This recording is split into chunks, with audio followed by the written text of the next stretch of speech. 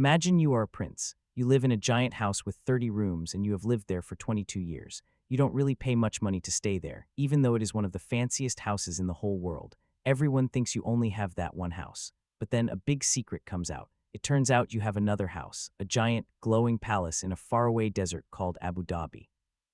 This palace is full of servants who are waiting for you to arrive, and it has marble floors and beautiful gardens. But here is the strange part. Even though your brother, the king, is very angry with you and wants you to move out of your English house, you refuse to go to the desert palace. You are stuck between a mansion in the woods and a palace in the sand. This is the story of Prince Andrew and his ex-wife Sarah Ferguson. It is a story about big secrets, lots of money, and a family that is falling apart. It is a story about what happens when you have everything, but nobody wants you around anymore. Prince Andrew got a very big shock recently. His older brother, King Charles, told him some very scary news. The king was so upset that he threatened to take even bigger steps to punish Andrew if he didn't listen. People say the king was very clear. He told Andrew that he had two choices. He could jump or he would be pushed. This means Andrew could choose to give up his fancy titles and his royal life on his own, or the king would do it for him in a way that would be very embarrassing. This is a story about a huge royal mansion in the middle of a place called Windsor and a secret palace in a faraway city called Abu Dhabi. Prince Andrew is caught right in the middle. For 22 years, he has lived in a place called Royal Lodge. It is a giant house with 30 rooms and nearly 100 acres of land around it. He hasn't really paid any normal rent to live there. But now, new secrets show he has another house waiting for him. It is a fancy palace in the Middle East that was a gift from a very rich royal family. Why hasn't he moved there yet? Why does Sarah Ferguson say she won't go? This is a very big mystery. Back in the year 2003, Prince Andrew signed a very long contract for the Royal Lodge. This contract is called a lease, and it lasts for 75 years. The house used to belong to his grandmother, the Queen Mother. To get this house, Andrew paid £1 million at the very beginning.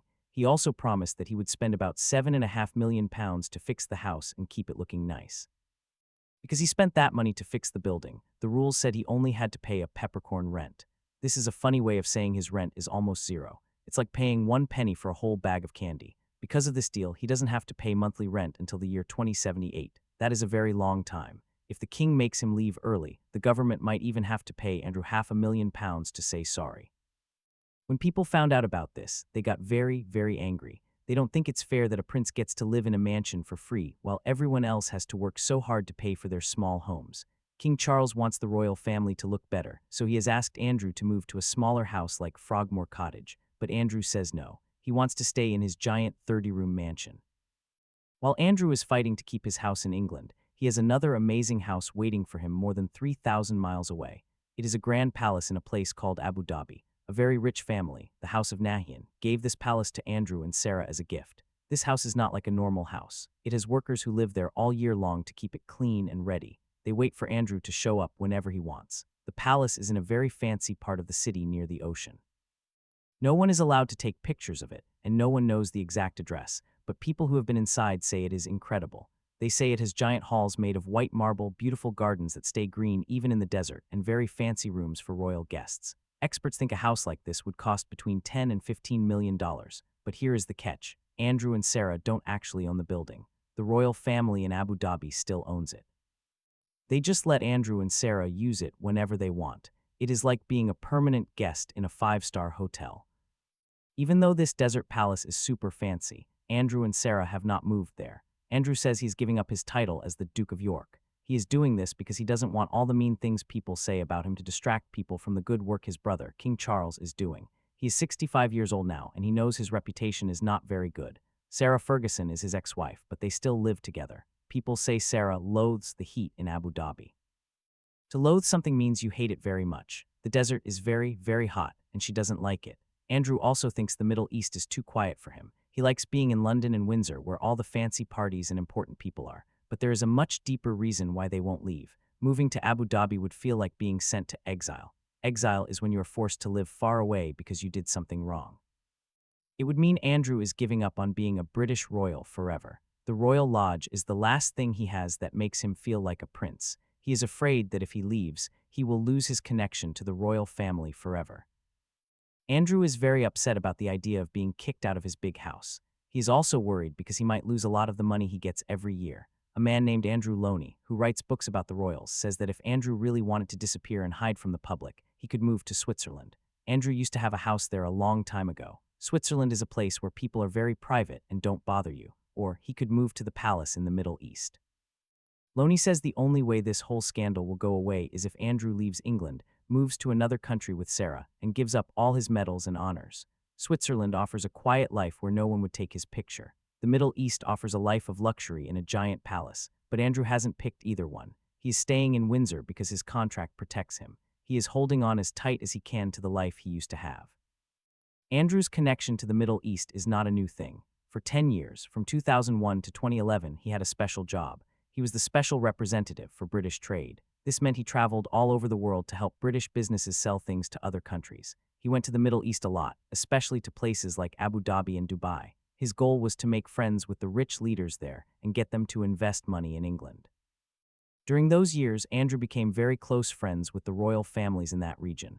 They liked him because he was a prince, and he liked them because they were very rich and powerful. Even after he had to quit his job in 2011 because people were complaining about him, he kept those friendships. He was often seen at car races and big business meetings in the Gulf. That is how he got the secret palace. His friends there wanted to take care of him, even when people in his own country were being mean to him. Sarah Ferguson's story is very similar to Andrew's. She used to be called the Duchess of York, but she is stopping that now. Since Andrew gave up his titles, she's just calling herself Sarah Ferguson. She has changed her social media accounts to show her new name. Some people say she is very angry about losing her status. Being a duchess made her feel important, but she is also being smart. She's trying to rebuild her career so she can make her own money. She sold her house in London and stopped working with some of her old business partners. She's trying to start new projects in the media. But even though she's trying to change, she's still living at Royal Lodge with Andrew. Her friends say she would leave if she had enough money to buy her own big house. But right now, her money is all tied up with Andrew's. Some people think she might move to the United States. Americans often like her more than the British press does. She worked there before and did very well. But she definitely doesn't want to go to Abu Dhabi. She hates the heat and doesn't feel like she belongs there. The House of York, which is the name for Andrew and Sarah's family, is starting to fall apart.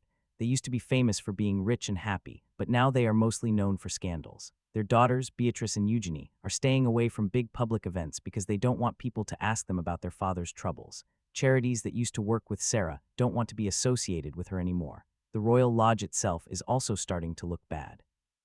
It is a giant mansion that costs millions of dollars to fix and keep clean, but Andrew doesn't have a job anymore and the king isn't giving him royal money. People are asking how he can afford to live in such a big place if he has no income, and yet he refuses to leave. He is proud, and he thinks that staying in the house shows that he is still important. Meanwhile, the giant palace in Abu Dhabi is just sitting there empty. The marble floors are clean, and the servants are waiting, but no one is coming to stay. King Charles has a very difficult choice to make. The people of England want him to do something. Many people in the government are demanding that Andrew be kicked out of the Royal Lodge, but the law is very tricky. Because Andrew has that 75-year contract, the king can't just throw him out. If he makes him leave, the king might have to pay him millions of dollars. The king wants to make the monarchy slimmed down, which means he wants it to be smaller and cost less money. But his brother is making that very hard. Every time there is a new story in the news about Andrew not paying rent or having a secret palace in the desert, the whole royal family looks bad. It makes people think the royals are out of touch with real life. Sarah Ferguson might be getting ready for a new chapter where she isn't a royal at all. She might move far away to America or another part of Europe. She's trying to find a way to be herself without the royal name. In the end, this is a story about two people, two palaces, and one big fall from grace. Prince Andrew is holding on to his life in Windsor as hard as he can. Sarah Ferguson is trying to change her identity and start over. Their secret house in Abu Dhabi is like a monument to the past. It shows how much power and privilege they used to have. But now, it is just a quiet building in the sand. The House of York used to be shiny and bright, but now it has fallen very far. The palace in the desert might be very quiet, but the scandal is very loud. People all over the world are watching to see what happens next. Will Andrew stay in the woods of Windsor, or will he finally go to the sand of Abu Dhabi? Only time will tell what the next move will be for the fallen prince and his ex-wife. What do you think they should do? Should they stay or should they go? Let us know what you think.